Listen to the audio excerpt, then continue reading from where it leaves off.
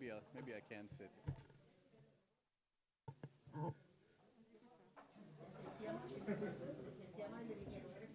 As you're more comfortable, you know?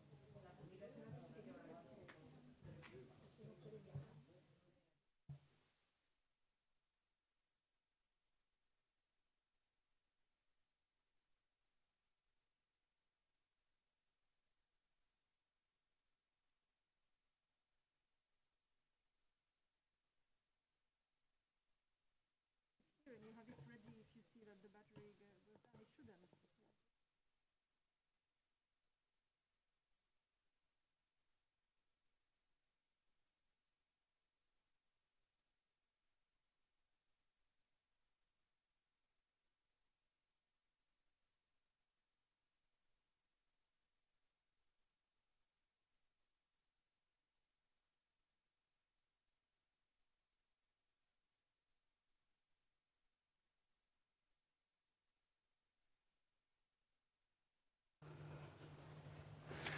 All right.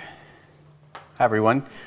I have a feeling that lunch might be running a little over, but I want to thank you for doing the necessary in order to be with us promptly and on time. We like to start class on time, and that's very much appreciated. My name is David Edwards. I'm the General Secretary of Education International, and we're here at the WEC in Barcelona at a round table that we're calling In the Frontlines: The Impact of COVID-19 on Higher Education Workers. And it's the first of a two-part panel, a conversation on the future of the workforce in higher education. And we're also doing this in collaboration with UNESCO's International Institute for Higher Education in Latin America and the Caribbean, IESALC. The second part will actually take place tomorrow at this exact same time, so at 2:30. And there's actually one at 9:30 that the Teacher Task Force is hosting that we're participating in as well. I don't think I need to tell anyone here, this has been a running refrain about the impact of COVID. Largest worldwide disruption to education in history, disruptions for all levels of education. And the fact is that you can't really talk about going forward after COVID if you're not talking about the impact it had on academic staff, on the workers in higher education. And I have to say, as many we will probably be hearing from our esteemed panelists, prior to COVID, things weren't great. We were seeing tendencies of casualization. We were seeing higher numbers of precarity. And we were seeing teachers, higher academic staff really struggling. Teacher poverty, academic staff poverty. I remember we were at Sorbonne for the 1997 anniversary many years ago, a couple of years ago, back in 17, and the professors at the University of Sorbonne were telling us that they couldn't actually afford to live in Paris. I think in a lot of places around the world, the salaries of academic staff really have not kept up. But as we reflect on how to address the impact of the pandemic and design a roadmap for the future of higher education and achieving the goals of the 2030 Agenda, Education International and our affiliates are really calling for more adequate attention to be given to actually the terms and the conditions of employment for staff in this sector. And for that purpose, we are using this opportunity to discuss both, well, the short, the medium, and the long-term consequences of the pandemic on teachers, researchers, and other higher education personnel, and the possible implications for the future of the profession. Before we start, let me just let you know that interpretation is available in the room. And we hope you'll use it. We're saying hello to those who are joining us online as well as those who are in the room. I'd like to introduce our distinguished panel. First, I'd like to introduce Grace Nyongesa. Did I say that right, Grace? Yes, good. She's the first female chairperson of the university's academic staff union in Kenya. She's a strong advocate for women's and children's rights and has also been a lecturer at the School of Law at Kisii University. She was the vice chairperson of the FIDA Kenya, a premier women's rights organization in Kenya, and she's a member of the ESCR Net Women's Working Group. At the end of the panel here, we have David Robinson, who's the executive director of the Canadian Association of University Teachers. He served as a senior consultant on higher education, copyright, and international trade issues for EI, very thankfully, for the past several years. And he's also been a lecturer at the Simon Fraser University in British Columbia, Carleton University in Ottawa. Susan Hopgood is the president of Education International and the former federal secretary of the Australian Education Union. She began her career as a mathematics teacher and later served with the union full-time in the position of women's officer. She was elected AAU's top post in 2006, the first woman to ever hold that position. And Kahok, hello, is the vice president and Lam Man Tan chair professor of comparative policy of Lingnan University, Hong Kong. Also a member of UNESCO's technical expert group for Theme 1, the impact of COVID-19 on higher education, and also authored the conference's background document on this theme. So very good to have you with us. Thank you. And Karina Patiani, Correcto. is the executive secretary of CLACSO, which is the Latin American Council of Social Sciences. She's a professor and researcher at the Faculty of Social Sciences, University of the Republic in Uruguay, and she has published on topics related to gender, public policies, unpaid work, politics of care, state feminism and care models, health, poverty, and social analysis of the pandemic. That's a lot. Yeah. Impressive. I think we can bring all those to bear in this conversation. So, I'm getting set up here. I wonder if my wife is watching from online. Anyway, to start with, let's hear, thank you. Let's hear perspectives from the field. So I'm going to turn to two teacher union leaders in higher education. I'd like to spend a little bit of time reviewing the past 2 years and how that's been experienced by higher education workers in different contexts. So I'm going to start first with you, Grace, and then David, I'm going to come to you. The question is, quite simply and quite complicatedly, what has been the experience of higher education workers on the front lines of this crisis in both Kenya and then later in Canada? And I'm thinking here especially about those early days when the transition around remote learning and all these different edicts and decisions were being made or not being made. Maybe we can start with you first, Grace, please. Thank you. Thank you for having me. The experience was quite challenging during the early times because the sudden closure in the middle of the academic session was quite challenging. Most of the universities, we represent a union, members who are in the public universities, and therefore we have students who are coming from extremely needy backgrounds and areas that are remotely connected to internet. And there was no proper policy around how we deliver on online teaching. There was resistance definitely from students and also from lecturers because there was no knowing how to go about it. So we experienced quite a lot of challenges, especially if you're teaching and you had to reach out to students. Some we do not know how to get them. They don't have devices like telephones that are connected to internet, and therefore reaching out to them was quite a challenge. It meant you had almost half or less than half the class logging in at any one time. And for those students who are able to log in, then they would be logging in from different places, some with extremely noisy backgrounds just where they can get free Wi-Fi. That was very, very difficult for a class that's ongoing. And also for some classes like where you need students to do research online, library research, physical, and laboratory, it was extremely difficult because the libraries were then also closed, and therefore accessing material was also a challenge.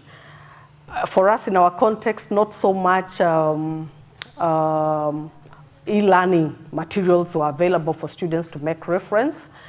For example, when we are talking about law students and they need to make reference to our material that is there, in our context, it was very difficult to find it online because the students are not connected e-library-wise on their gadgets so that they can be able to access.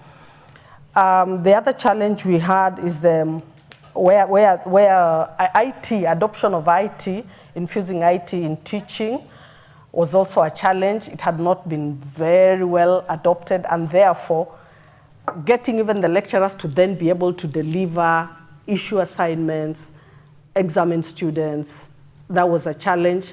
And also quality, the quality of the material given then becomes a challenge where the lecturers cannot also access material because the libraries are closed, and worse still for the students whose connectivity is a challenge and they are not able to physically get any material. And then the other issue I would like to mention is the staff who are also unable to clear their research on time, those that needed to graduate, like we have what we call tutorial fellows and graduate assistants in Kenya. And right now they are suffering a lot. At that time they were unable to complete their studies so that they can then be able to get their full employment because most of them are on contract.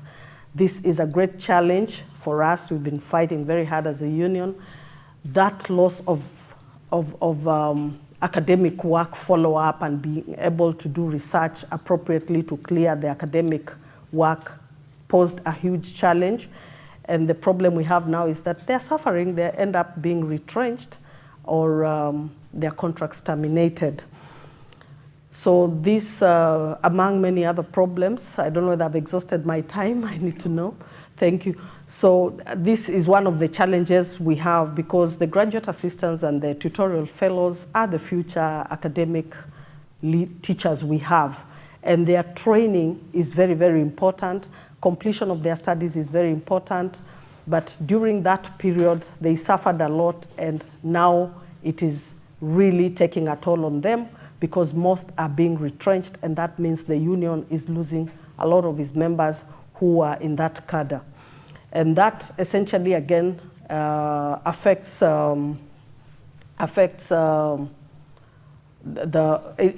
recruitment process of lecturers.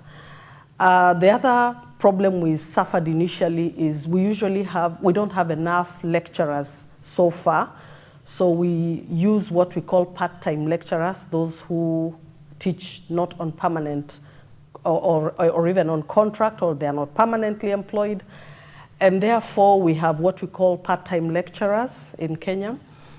The challenge during the closure is that these part-time lecturers could not now be recruited for lack of funding because universities are closed, and therefore, the universities cannot generate income from school fees paid by students. And therefore, workload increased in certain areas. People were forced to take other extra classes so that we are able to mitigate the challenges. But again, this is going to remain a long-time problem because people took a few more classes just to mitigate the challenges at the time. But if we are not careful, this can be loaded back to lecturers, and it then takes a mental toll on members.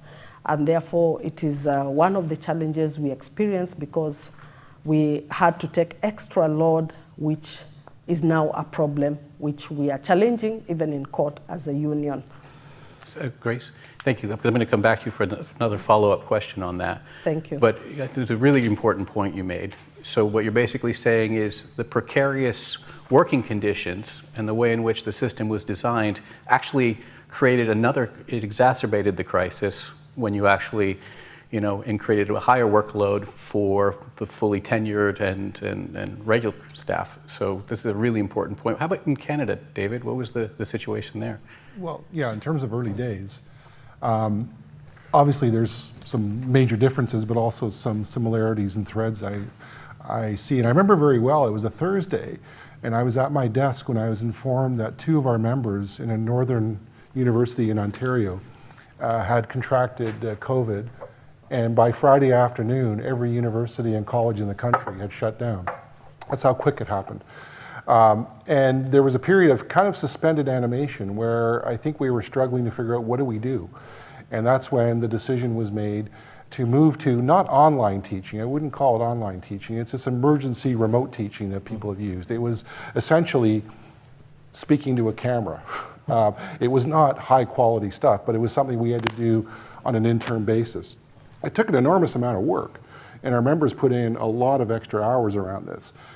From the perspective of our union, we also had to reach out to every university and college administration and try and negotiate addendum or memorandums of understanding to modify collective agreements, because we had pretty robust, and we still have pretty robust language protecting intellectual property rights, protecting choice of mode of delivery. That's usually the academic's choice, whether you teach online or in person. But understanding we're in an emergency situation, of course, we want to accommodate that. In some cases, some universities, however, refused to negotiate and simply unilaterally made decisions that I think violated traditions of collegial governance and academic decision-making within the institution. And that's still a point of contention within academics now, and I'll talk a little bit later about the long-term consequences, but there have been long-term consequences that I'll come back to. I think the other element that we discovered in early days is that we didn't really think clearly, or at least institutions didn't think clearly about the ramifications of suddenly turning over education to these private platforms like Zoom or Microsoft Teams. And that created some problems along the way. We discovered that no one read Zoom's terms of service, which essentially said they have the right to determine whether something's acceptable or not. And so we had sensitive lecture material that in some cases in the United States in particular, Zoom refused to carry certain lectures, saying it violated their terms of service. The same was the same for YouTube and other things. So we didn't think about the academic freedom implications of this. We also had problems with Zoom bombing in the early days, where people didn't really understand what the security systems were, and Zoom had to update patches and so on. But I don't think we really thought through what the implications of that. Also, Zoom's ability for people to record. What does that mean in terms of your lectures and your intellectual property rights? So those were little things, or big things, that we had to deal with along the way. And the other thing that came up is we have a significant number of international students, and the pandemic hit towards the end of our academic semester, which was quite helpful in some ways because we didn't have to do a whole year of this, but we had to get through a critical 3 or 4 weeks. What happened in many cases is many international students went back home during the crisis. And suddenly we were in a situation where we're teaching material or discussing topics that may be certainly controversial in a Canadian context, but are super sensitive in other jurisdictions. And that created, again, some potential problems for academic freedom. As an academic, what do you do if you're exposing students in other more repressive regimes to challenge certain assumptions? So that was, I think, a significant challenge for academic freedom as well. And finally, I think one other bit of technology that was really problematic and is still hotly debated is online proctoring software for taking online exams, which uses facial recognition technology and so on. And that has been something that students and faculty have been adamantly opposed to. And many universities sign very lucrative contracts with these systems that have been shown to have inherent biases, and that was an early problem that we had to encounter as well. And so we've been trying to carve those out and find other ways to do online student assessment. Thanks, David. Well, you brought up the sort of long-term, so I'm going to come back to you to ask you about some of those things that are still with us that are long-term challenges, but come back to Grace. In terms of what do you see as sort of the long-term challenges facing the union, facing academic staff moving forward now? Oh, thank you. In terms of long-term challenges, there are several I can say. In some institutions, we had issues where staff were underpaid. They earned 60% of their salary only. And this is tagging along up to now in a certain university where the staff are still on 60% of their salary because of the effects of COVID. And this is really difficult for us as a union. And there is threat of staff reduction. Whenever there is staff reduction, the threat goes to lecturers because either you take more workload, and this has a lot of effect on our members because it is now bordering on mental health issues, which is a huge challenge for our members at the moment. And so job losses is also in the pipeline, and there is threat to close public institutions or merge them, so that essentially to reduce staff. But then We are opposed to this as a union because these are public institutions which should assist the normal common citizen to access education at higher level. And if this is allowed to go on, then private universities thrive, public universities close, and this is not in the best interest of the students whose access to education will be hampered. We also have research fund reduced because of the pandemic, and this is not very nice for our members, lecturers generally, and therefore public funding has also gone down in public institutions. This is also a huge challenge because it also affects the honoring of collective bargaining agreements, which are very, very important. And then we have members questioning the quality of education because of what happened and the online teaching and so on. Again, we see many of our members are now being threatened because of questioning. They are threatened with being sacked. So they are being summoned for disciplinary action with the end result to sack them. And so just to check, so profiteering you see as a continuing long-term challenge, and the precarity issue, yes, in terms of teachers' rights, academics' rights. Yes, academic rights there's a future problem unless we address it. Okay. Thank Yes. you. David, can I come to you on so same thing, sort of long-term consequences? Yeah, I think one of the things that we've seen that echoes the point that Grace was making is that the jobs that were most vulnerable were the precarious jobs. So we did see some job losses initially throughout the first summer and then into the summer in the Northern Hemisphere and into the fall and winter. Most of those jobs have been recovered now.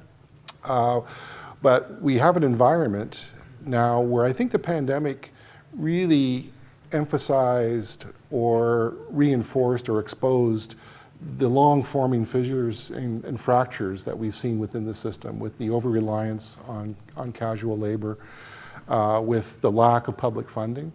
And we had some institutions who were facing some financial difficulties prior to the pandemic. The pandemic, I think, really exposed that. We had, for the first time ever in Canada, a publicly funded university applied for insolvency protection. It was bankrupt, essentially.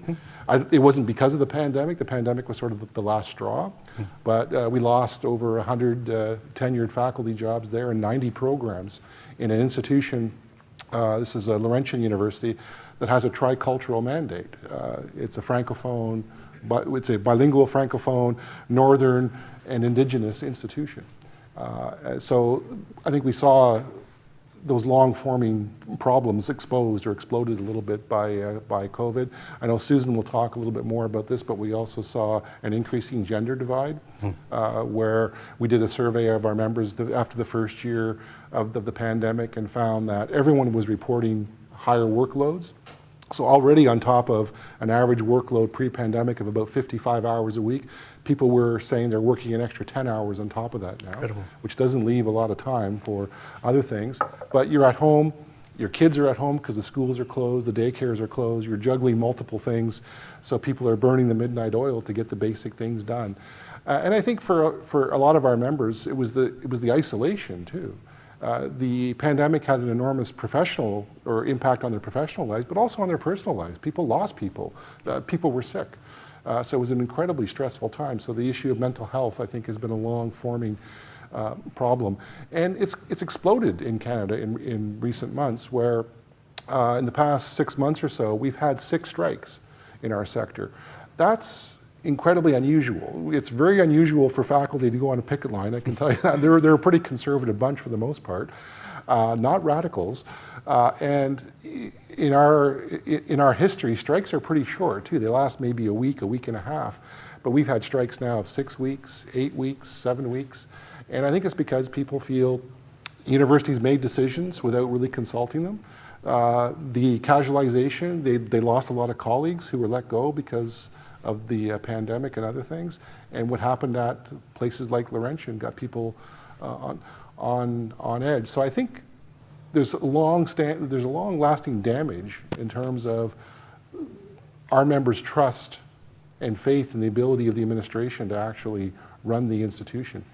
Thanks, thanks. And you set up nicely for Susan, because you were talking about the impact on women. Maybe Susan, you could talk a little bit about that, what the impact has been on women in higher education around the world, if you would. Yes, well, look, as we've been hearing from Grace and David, you know, the rapid move from, you know, face-to-face teaching classes in person to online teaching, or emergency teaching, as you call it. So, David, it's a good way to do it. Impacted enormously, of course. And what we know is that the impact of the pandemic was not the same for men and women across the globe, actually. And you can describe this in very many ways. When you think about what actually happened, you know, as well as happened at universities, what was happening in schools and in early childhood education was that they also were moving at the same time to home-based learning, to remote learning. Nobody was in schools, and of course, this had an enormous impact on women, women who were already carrying a greater burden of family responsibilities, of the responsibilities, you know, the household duties, the caring for older generation, and so on. So this was exacerbated, and not only that, women tended to take responsibility for overseeing their own children's well-being and learning as well. Obviously, you know, as guided by the teachers from the schools and the early childhood centres. So it was very, very clear that women, you know, were impacted more than men, and it exacerbated an already existing divide in that respect. And it was no different for our members in higher education, or no different for higher education at all. You know, those who were, many women were already struggling to meet all of those, you know, domestic requirements, family requirements with paid employment, and it was just exacerbated. And in particular in higher education, on top of that, I suppose, there were differences, and female academics were disproportionately impacted in terms of the research and teaching. Because prior to the pandemic, we already knew that women were more likely to be taking more teaching duties, and that men were more likely to be having more time for research. And of course, you know, the move to online learning, however you describe it, actually meant that this placed a greater pressure on those who had those teaching responsibilities, and as well, of course, there were those pressures, pedagogical pressures, because you know, people were grappling to, in many instances, to actually learn and acquire those sort of skills necessary to be able to participate in that remote teaching. And so there was the issue of teaching versus research. And you know, we've done some, some of our member organisations, David's talked about this a little bit, but some of our member organisations have done a little bit of research around this, which actually does show that there is emerging evidence that the pandemic's made a bad situation even worse. For example, our member organisation in Germany, the GEW, in a survey they undertook in May 21, almost every second female respondent, that is 48%, said they'd experienced or expect significant delays in their publications. This was the case for only 1 in 3 men. So there's the gender disparity was enormous. And meta-research comparing 2019 and 2020 data about published medical research articles in the United States shows that 19% fewer women were named as first authors in the first year of the pandemic compared to the previous year. Emerging evidence also suggests that women academics submitted fewer journal articles. So it's very clear to us through, you know, that what people are telling us on the ground, that the pandemic did have a much more serious impact, or a greater impact on women than men. Great points. Thank you very much. So given that, and one might ask, well, what might be some avenues for action to address particularly that. What are you recommending? What do you think we need to do? Well, we actually believe that the first thing that we must do is actually understand what has actually happened, and that we must undertake what we would call gender audit, equity audits, which might include gender audits, actually equity audits, so that we can understand the impact of the pandemic on students clearly, on equity more broadly, but also the impact that it has had on those who work within higher education. Those audits can be taken at a sort of system-wide basis and certainly institutional basis, because the important thing is that without that knowledge of the impact of the pandemic, gender audits would give us that information. We can then set about making the plans necessary to actually overcome the particular disadvantages, the particular challenges that the pandemic has brought about. And I think this is very, very much so in the case of looking at women's work within the sector. Those sort of the gender audits are important in that respect. In undertaking equity audits and within that gender audits, I think that I couldn't stress too much the need for this sort of dialogue between unions who are representing obviously the higher education staff and the employers, and that dialogue must occur at all levels, because without the unions representing the workers in higher education, then you cannot be sure that the solutions that are found are solutions that meet everybody's needs. And it also, I think, in that respect, it helps us, better understand issues for the experiences of women in all their diversity throughout the pandemic, and that's another important aspect of equity audits. Great, thank you very much. So I'm going to come to you, Professor Kahumuk, how those research findings resonated with the research and the review and the work and the writing you've been doing in terms of government responses to the pandemic, and the sort of responses and policies relating to the crisis and their impact on staff. Can you think of any policies that were particularly successful in mitigating the negative consequences of the crisis on staff? Well, I think I echo the point being raised by my distinguished panelists, pointing out about the impact of the pandemic on education workers in general.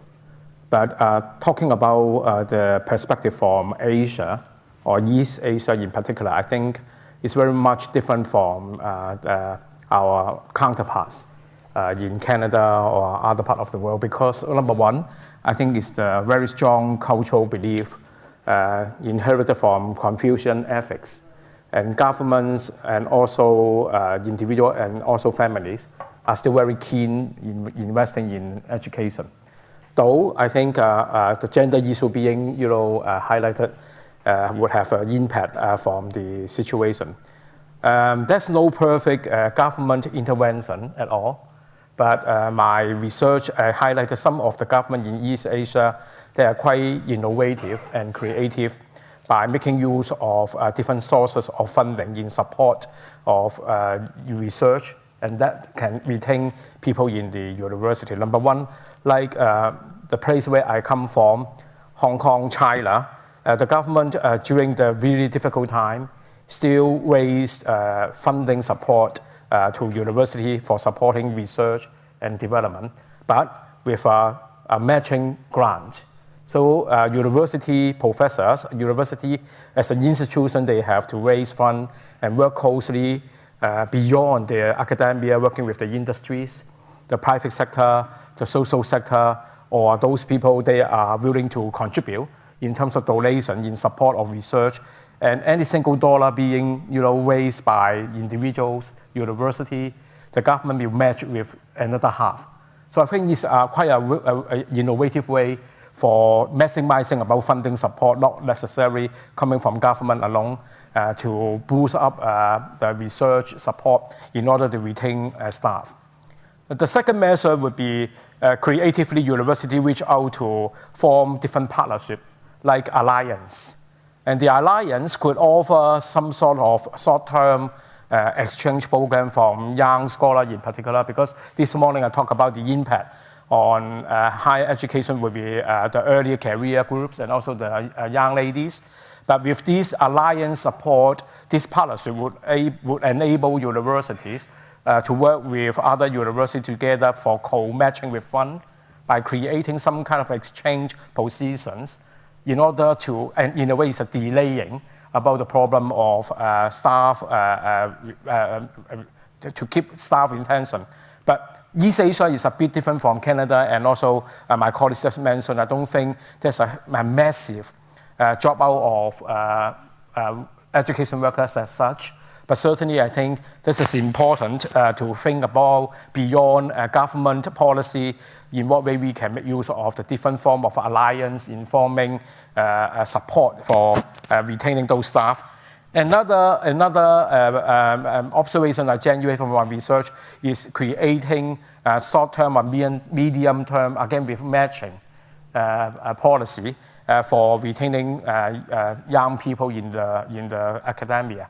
So it's not too bad in a way to retain staff, but as I mentioned, the situation about staff problem in the places I'm more familiar is not because of the COVID. The government reduced significantly in terms of funding support. Like my country, China, still invests hugely in higher education in terms of research. But the problem is, I think people, if you talk to academia working in Asia, they feel the pressure, they feel about the anxiety is about performance, because they are under constant pressure for producing high quality output because of the major Eurodrive being driven by world-class university rankings, and certainly shape the academic behavior and also the lifestyle in academic institutions. So I could not have a very instant solution for addressing the issue, but I think government could be thinking creatively in working with other alliance or different associations by collaboration, by matching grants in order to create more opportunity for retaining those colleagues. They may be, because of the shortfall of funding, it could be the solutions. Yeah. So let's go a little bit deeper then, as part of the UNESCO thematic group on COVID. So outside of China, let's look around the world. What are the sort of patterns and trends that you've seen in terms of the impact of COVID on higher education workers? We heard from some of those, but what is your research shown? Well, going beyond my area, my region, I think this is definitely reinforcing what my panelists has mentioned. I think well before the COVID pandemic, I think we have already faced about casualization, part-time work because of the cutting of funding. But in my part, I think the government are very keen to invest in higher education still, even during the process of COVID.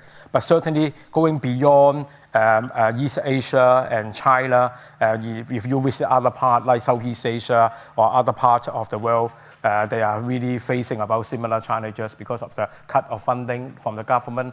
And not to say about in the global south, many of universities, they are heavily reliant on international collaboration in terms of research. Those years of funding has already been declining. And at the same time, because they are very relying on private sector sources funding, make the situation even worse. So I confirm with the finding, if we are talking about beyond East Asia, particularly beyond China, other parts of the world would face a problem that my colleagues just outlined. Okay, thank you very much. All right, so now we're going to turn to our last panelist, to Karina. Your organization, GLACSO, it's the largest global network of social sciences and the humanities. I know it very well. And one of GLACSO's primary aims is to promote social research to combat poverty and inequality. And we've been talking about inequality and the fact that the pandemic has really exacerbated many existing inequality at really all levels. What has been the impact on students in higher education, and what challenges do you think that this poses for workers and the staff in higher education? Okay, thank you. Good evening to everyone. I will speak in Spanish because I'm a Spanish-speaking woman, and we are in Spain, in Catalonia. So I will speak in Spanish. If you need translator, you can please put on your headphones. Bueno. Right. Well, I think that the impact, as we've said in the question already, especially in Latin America and the Caribbean, were in a highly unequal region, perhaps the most unequal of all. And the impact on students in higher education were certainly multiple, and it depends exactly where they were, because it's not the same to be a student of either gender in higher education in those Latin American countries and that had a possibility of access to ICT and internet before the pandemic than being in another sort of Latin American country where this type of technology without proper connections didn't reach many people, and particularly in some areas of those countries. So for some people, this was a challenge, because we shouldn't forget that for students at all levels, but especially in higher education, contact, face-to-face socialization that happens with interaction with their peers and with their teachers is perhaps one of the most important processes in education, in learning, and particularly at that level of higher education. So this represented a challenge to see how these virtual tools could be integrated. And allow me to say these hadn't really been thought out or planned in an appropriate or sufficient way from one day to the next.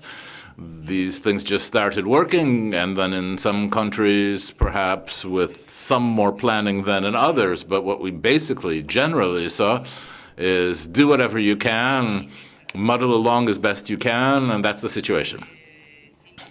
And this also implied a very major challenge that I'd like to bring out here for those who are working in higher education as professors, as instructors, which is just an absolute overload.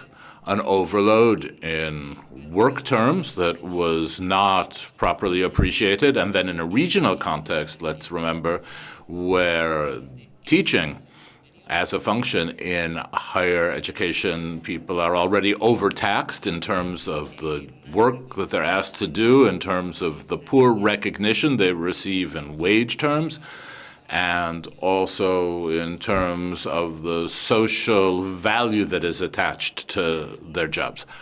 This is a profession which, let us say, does not stand out in terms of its excellent working conditions. So an overload on teachers and instructors, and all over Latin America, there was a crying absence of support for instructors in higher education and different types. And the goal of such policy should have been to guarantee decent quality of work for those who are working during the pandemic. And if we add to that, then what we've just been hearing about in the case of women, the whole subject of precautionary measures, and this was already there before the pandemic if people wanted to see it, because it was very clear to the majority of women, but I think it became very clear indeed to everyone. And so precautionary measures, at least in Latin America, the reports that we have available show us that during the pandemic, this went on being in women's hands. It was an excellent possibility for changing the gender breakdown of work, but that didn't happen, and women had to do more and more.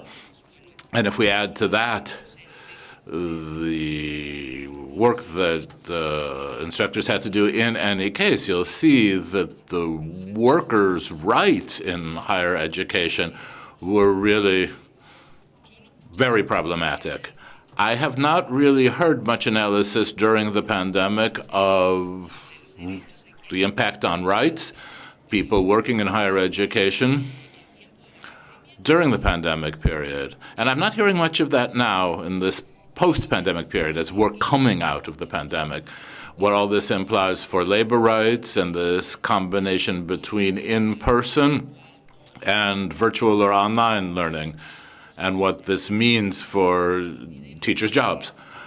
we shouldn't forget that what we've been hearing in many cases is there has been a justification of excessive demands on instructors, because whether you're being virtual or not, 30 or 40 students is the same if they're just little faces on a Zoom screen. But it doesn't necessarily imply more work, and that leads to a loss of rights and a degradation of working conditions, which we would have to discuss and which we would have to put on the table.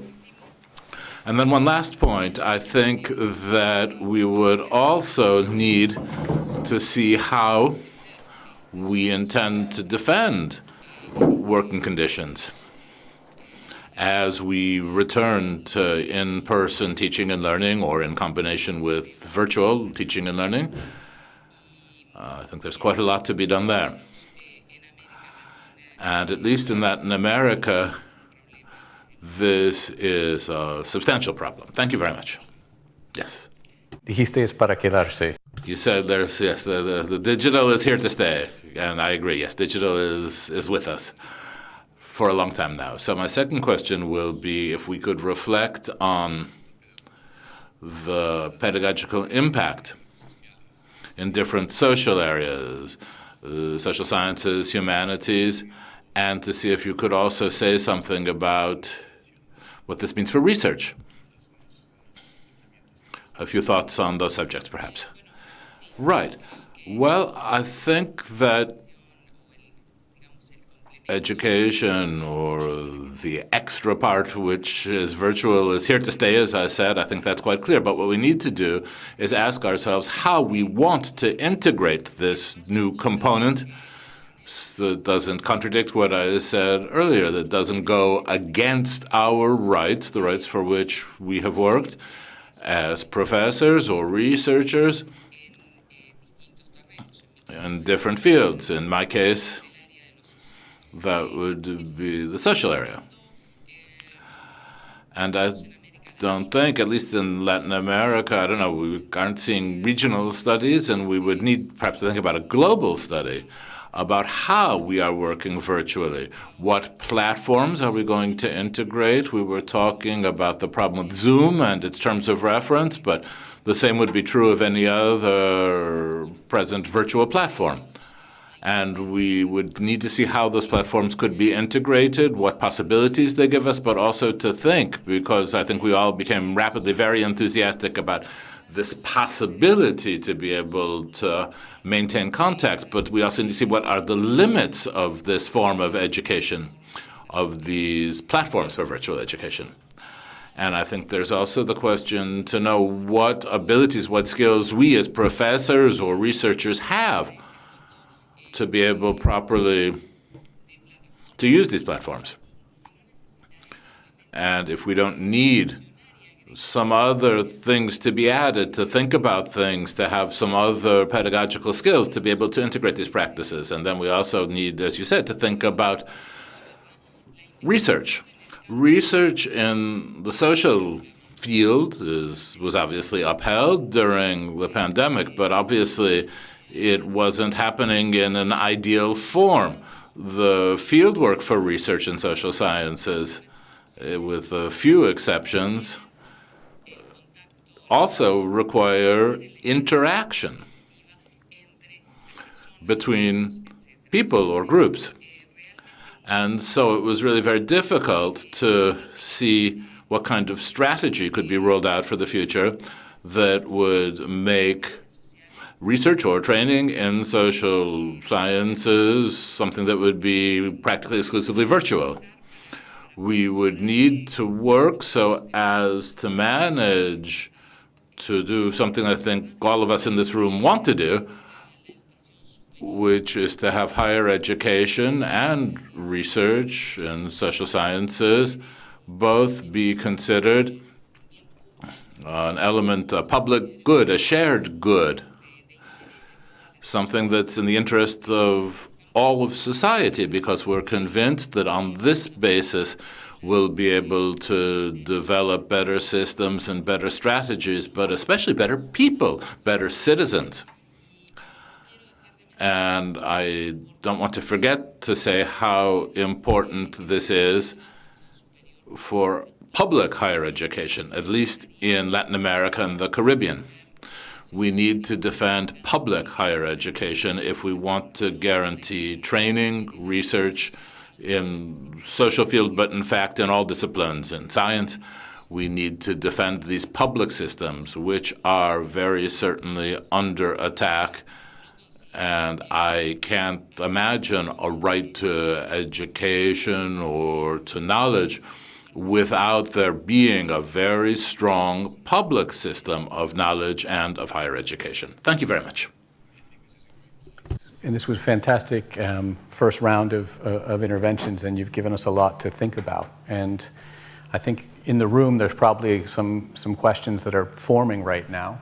So I'm going to turn to the room and give the opportunity for some of you to ask questions. There's a microphone here. You can just, if you would, just when you raise your hand, just introduce yourself before you speak. Yeah, Carlos. Who I just introduced. Thank you. Hello, my name is Carlos Vargas, and I work for UNESCO. I lead the section for teacher development and the TTF, the Teacher Task Force Secretariat. Maybe just a question on the impact, following what Karina was mentioning about the virtualization of education and the effect it has on research and on pedagogies. Something that I see, and I would like to ask your view, whomever in the panel would like to answer, is this transition from a different sense of an academic community, a community that has gone virtual, that has now become liquid, so to speak, vis-a-vis a community that is engaged on an everyday basis, not only at the university, but trying to solve the problems of their communities. So I'm wondering if there's an impact on pedagogies, on forms of provision and learning, such as, action, research, service learning, all of this outreach into the community that universities were trying to do in transforming themselves from the ivory towers to more what you're claiming for public knowledge. Has there been an affectation, has there been an effect in this kind of pedagogies that are more relational, in these forms of learning that are more communitarian because of the virtualization of education? Thank you. Mm-hmm. Well, the question is from less transactional, more relational. Who would like to respond to Carlos? Can I? Yes, of course. Well, I think you raise a very important question. I think my university, the liberal arts university, certainly take whole person development very seriously. But having said that, I think the pandemic has done damage to face-to-face interaction. But in what way we can, move beyond only talking about the crisis and challenges, and we adopt appropriate technology-enabled platform for engaging our students, still keep on to have, as you mentioned about service learning or other form of engagement with the wider society. So one example is we are very mindful about the well-being, especially for older people. They all insert themselves into their home or elderly home, and they are becoming very vulnerable. So, but some of the old age people, they are able to learn technology, like by training them as ambassador, they can make use of the technology through the online platform to engage them. So my students and my faculty member try to reach out to the older people to promote intergenerational communication of support and health. And you find it truly important. And at the beginning, when we test out the idea, we were doubting that whether the elder people could be able to use technology. But with due attention given to them and a lot of coaching.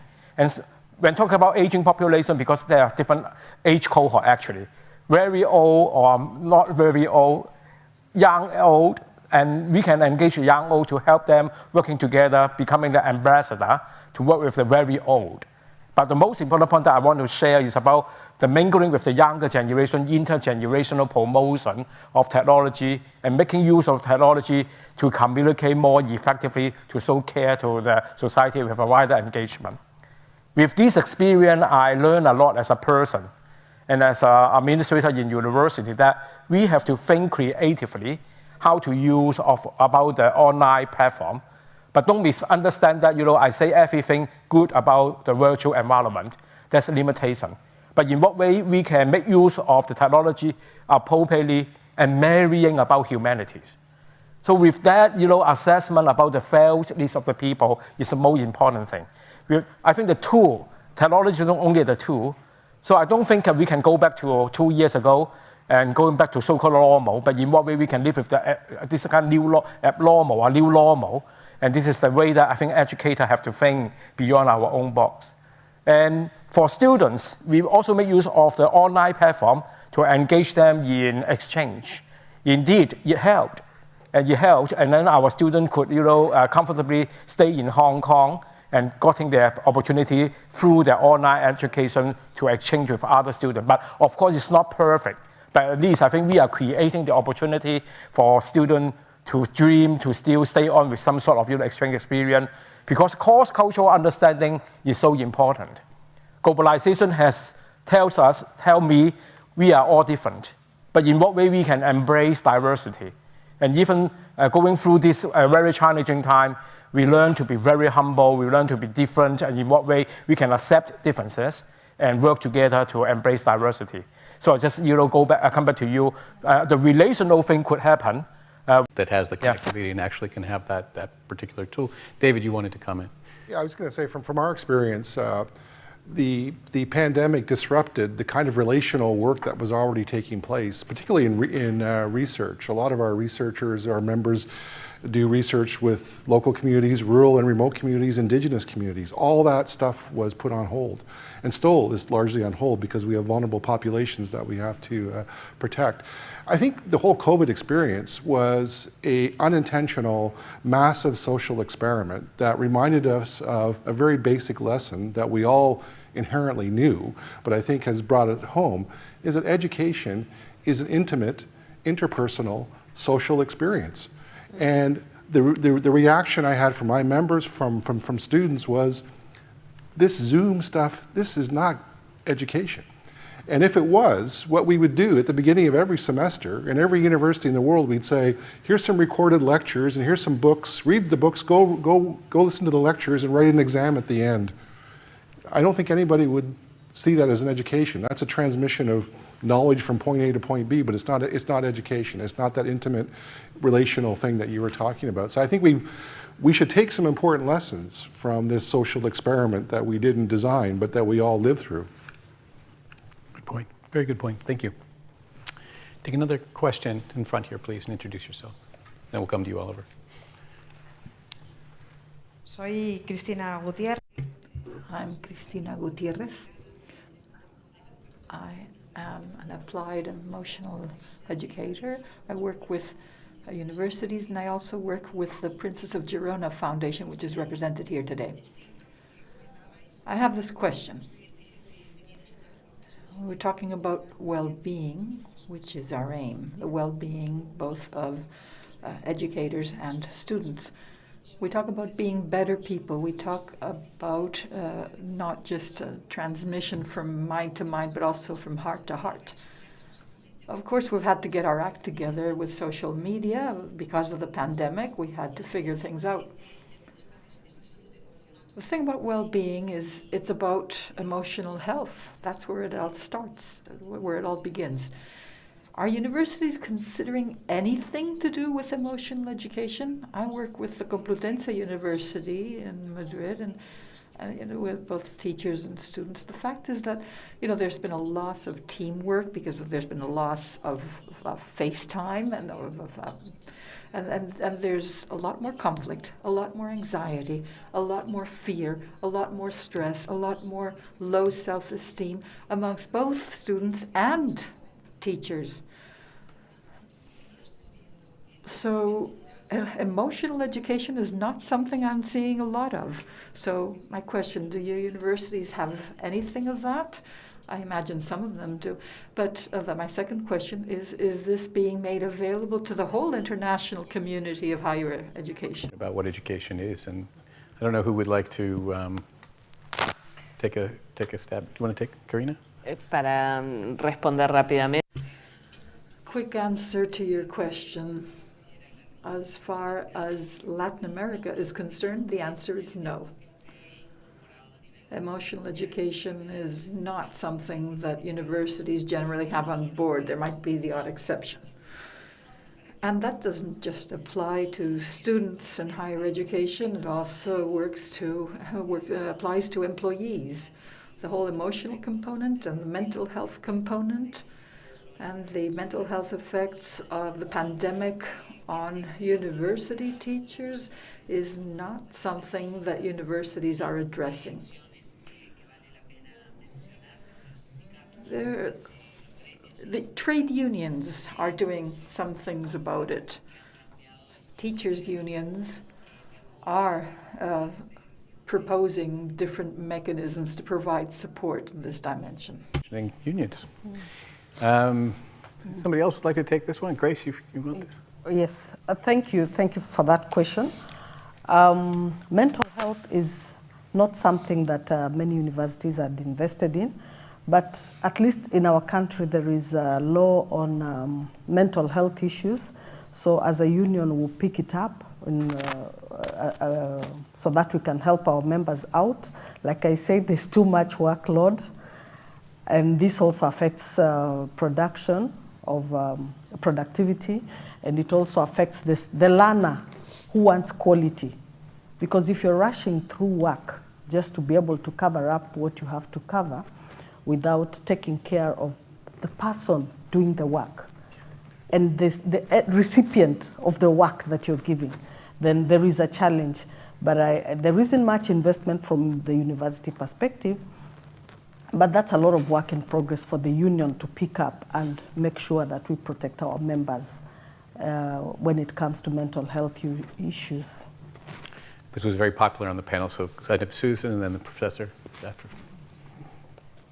Susan? Oh, sorry, David. I was sort of thinking, we're just going to wait for the professor to speak then. Yes, look, I just make a comment not on what universities are doing, but what we understand. The well-being of those who work within higher education, the lecturers, the researchers, the education support personnel, their well-being is inextricably linked with the quality of the education that we provide. And I think there's research, it shows in schools, and I'm sure it shows in universities as well, that if those who work within the sector are not in good health, if they're not well supported, if they're not well remunerated, then in fact we won't achieve the quality of the education that we want to provide to all of our students in higher education.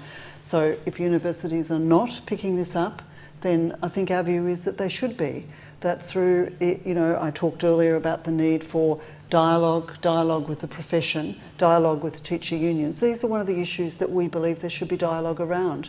Whether you address it through collective bargaining, whether you address it in other ways at that employee level, it is critical that it is addressed. It's particularly critical as we come out of the pandemic. We knew that there was stress created because of, for all sorts of reasons, overwork, workloads, because of precarity of employment, all of those issues, particularly for women, actually, I'd say particularly for women. We knew that existed before the pandemic. It's only been worsened by the pandemic and really must be addressed coming out of the pandemic if we're actually going to be successful in what we want to achieve. Great points. Being well in order to do well. Linking the being and doing. Professor?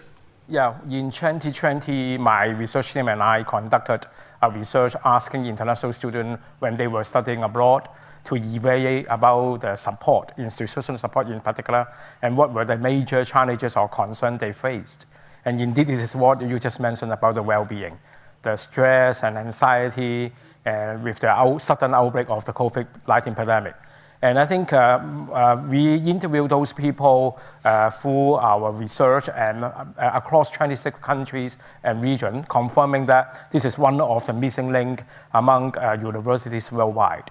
And I think this is important. So my government in Hong Kong has set up a special grant supporting university as special funding support for dealing with mental health. They call it dealing with people, students' special educational needs. It's so important, not only about counseling services being enhanced, but more importantly is to educate people. We don't use the term emotional education, but we are talking about positive psychology and well-being. So we roll out different forms of activity in enabling students to have a better balance between their work and anxiety, and in what way we can address them. For faculty member, again, this is so important. Well-being for faculty member linked to productivity. As I answered the first part of the question, the pressure in Asian academics is about productivity, the performance. So if they have low good in terms of well-being, it would certainly affect their productivity. I think thanks for bringing up this very important issue. And as an administrator in university, that myself would need to pay more attention to well-being of students. Thank you. Thank you. I promised Oliver. And then, yeah, we have time for one more event. Thanks, David. Hello, my name is Oliver Liang. I'm from the International Labor Organization, and I work on education issues. I want to take advantage of this great panel because many of you are involved in the union movement. And we've heard a lot at this conference already about how post-pandemic higher education is never going to be the same again, and that's being driven by universities and tech companies to some degree. How is it changing unions and unionization? We've heard a lot in the past how it's a challenging sector to unionize in. There have been, some, as David I think pointed out, it tends to be a conservative bunch, not necessarily ready to strike, not ready to take industrial action. Are you finding that's changing? Are your ways of organizing changing post-pandemic? Are you finding new narratives? Are you finding that the new academic generation has different attitudes and different ideas about how to bring back rights of educators, as Karine mentioned? Thank you. I think that was directed to the three of you down there. So, so Grace? Okay, thank you for that question.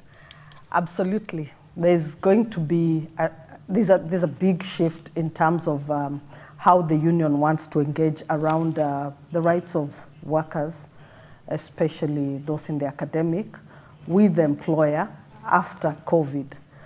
Because the mode of delivery, now that we have gone what we call online teaching, it's very difficult to bring the union together now to be able to fight for the rights of workers, which are heavily infringed on right now because of the pandemic. And like I mentioned earlier, we have a university now that is paying its workers 60% of salary. And you see that is already infringing on the rights and welfare of the members. Their mental situation is not good because they are unable to meet their obligations. And therefore, an industrial action brings in different perspectives. We have those who will continue teaching online because one of the tools that's available to workers is industrial action, strike, for example. It may not be very effective, so we have to look for other ways of engaging with the employer to be able to address the challenges of challenges affecting our members generally as a union. And this is going to be huge, but I think with time we will see how to navigate it, but it's a lot of work in progress, and it's really heavy for the union at the moment because, like I earlier mentioned again, those who are challenging the employer in terms of quality of education being offered at the moment, they're also facing challenges. They are risking losing their jobs. And most of them are what we call officials, the chapter officials at the chapter level, because for us, we work with the chapters. Chapters are actually the universities, the various universities who are our members. So the chapter secretaries who are like the shop stewards for other unions, they are risking losing their jobs because they are speaking out on behalf of their members, and the relationships are now being strained, so to speak. So I think it's a huge challenge. Okay. Yeah, I just say is to pick up what I said earlier, what we're seeing in Canada at least is a renewed or a resurgence of labor militantism amongst our members, which I don't think I would have predicted prior to the pandemic, but we have a saying that the employer is often your best organizer. And I think it's the actions of some administrations that push people to the point where they recognize that the only way we're going to defend our core professional rights, like collegial governance, like academic freedom, like tenure, is to take to a picket line. So we had strikes for the first time ever in the province of Alberta. Never been an academic union strike in Alberta ever in its history. We had 2 in the past few months. We had strikes at a small university in Nova Scotia, its first strike in history. We had the first strike at Ontario Tech University in Ontario. So this caught us off guard, to be honest. I didn't anticipate this, but I think people were pushed to the point where they felt they had to take a stand. We also have, in Canada, we have pretty high union density rates amongst our sector, probably 90% or so. There are a couple of institutions that are not certified trade unions. But we have right now, and if you told me this was going to happen in the before times, I would have said this is impossible.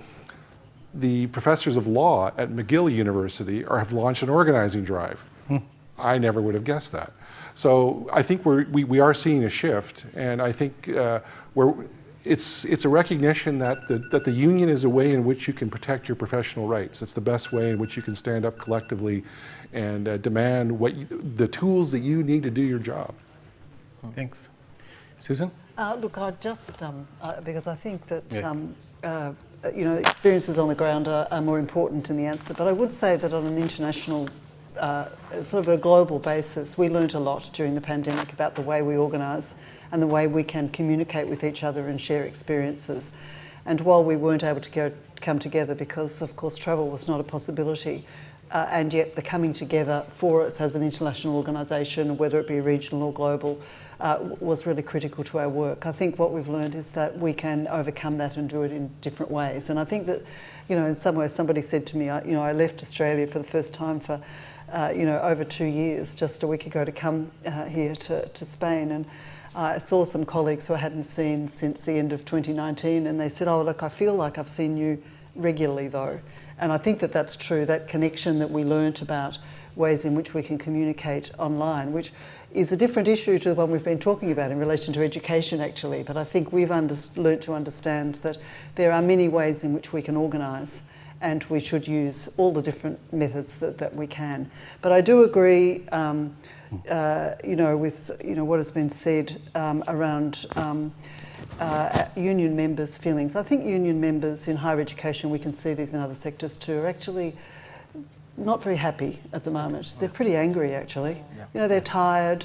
An enormous amount has been asked of the education sector over the last 2 years, whatever level it was, and yet they have not really been recognised for that effort by many governments, by many institutions, by many employers.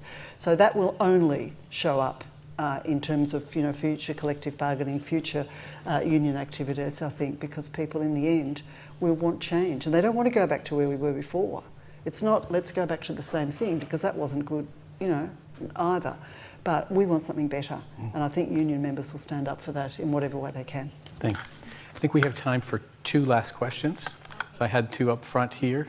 So if you could do it just very quickly, and then we'll do a quick wrap up. Thank you.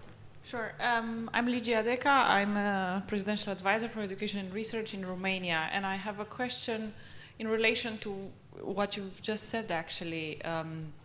You mentioned that there was a lot of extra work, and that was not necessarily being counted. And I know that in some countries there were evaluations about how much students lost, and then teachers had to do extra work with them in order for them to be able to pass the exams and catch up. And one of my questions is, do we know across the board how much this happened? Do we know how much extra work teachers had? And I heard about 10 hours extra per week.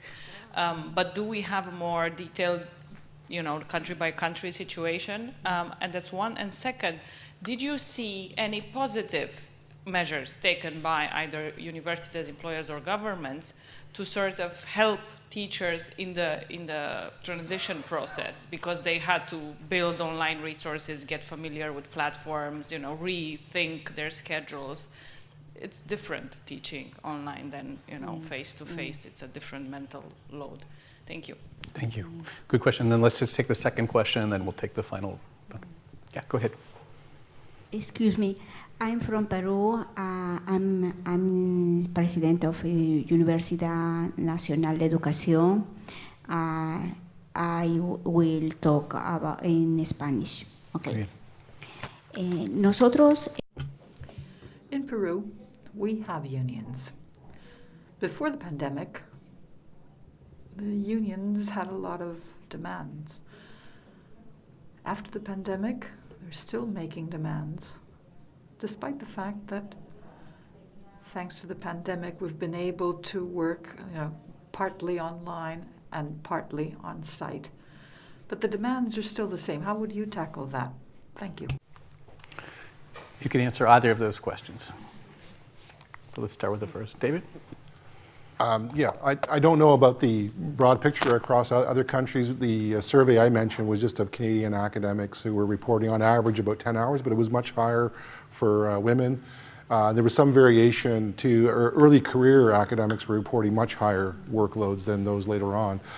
I think in terms of policies that were enacted, we did see a little bit of kind of window dressing or boutique programs that were developed in Canada, the provinces and the federal government. There was additional support for students. There was some support for universities and colleges. There was like a COVID bonus or something, but it really wasn't a bonus. What we saw when it came to faculty was legislation restricting salary increases, no direct benefit for those who were laid off or temporarily let go from the pandemic. There was nothing. And from the institutional response, when it came to wellness issues, it was, here's a hotline you can call if you're feeling badly, you can talk to a counselor. And in some extreme examples, I had one institution that would send out to all faculty once a week on Wednesday, Wellness Wednesday it was called, a note, a tip, a wellness tip. The tip for today is, take 20 minutes and have a cup of tea. So you can understand why people were a little upset because we didn't get to the structural issues that I think Susan was talking about. Is having a cup of tea is not going to help with your workload. Let's look at the working conditions. That's what the source of stress is. How do we fix the working conditions? And unfortunately, that's what the strikes were about in Canada. Is we want better workloads. We want more security for contract academic staff. We want recognition of our professional rights. But that, when it came to that, no one was really interested. It was more, have a tea. So, anyone else? Well, look, in terms of research, I mean, actually, as David said, a number of our member organisations have undertaken research about the impact on workloads in particular, but others. But I don't believe, I may be wrong, David might know the answer to that, but I don't believe we have any sort of overall figures. Part of the the increased workload was not only because people had to move on to online. There were different pedagogies and so on, creation of online material, but also in a number of countries actually there were many job losses as well. So there was simply less staff actually. Less staff doing the same work, and so there was that was another issue that we know was faced in many. In my country, for example, Australia. Look, I know that there were thousands of higher education staff who lost their jobs. They were mostly in precarious positions, employed casually. It was almost a direct result of the fact that international students could no longer come to Australia, and we had a model which was very focused on international students as a method of funding higher education, which clearly didn't work, and or doesn't work, and it had that impact. So it's multi-layered, I think, in relation to a workload, but simply must be addressed, and it has to be addressed by that dialogue that occurs at institutional level and system-wide level. Karina? Para responder a la... In answer to the question about policies in Latin America, we had some policies in terms of support for digital issues, particularly for students, and in some countries, not all of them. But there were no policies concerning, pedagogical approaches, how to upskill both students and teachers for this kind of online education.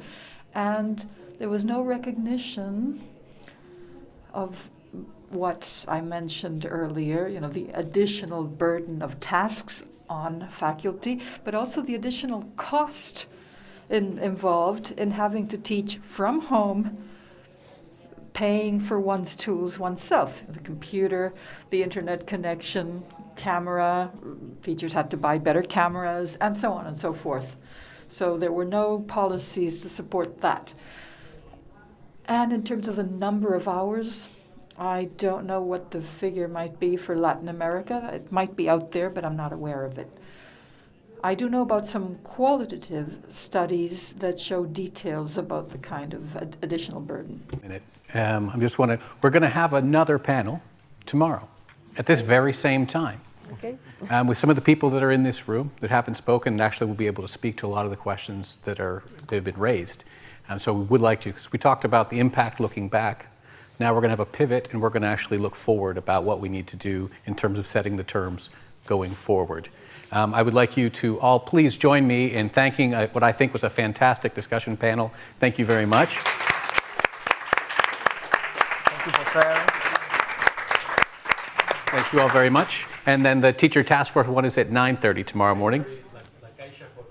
In La Caixa Forum. Caixa. Perfecto. Mauro, thank you all very much. Enjoy the rest of your time. Thank you. Thank you. Thank you.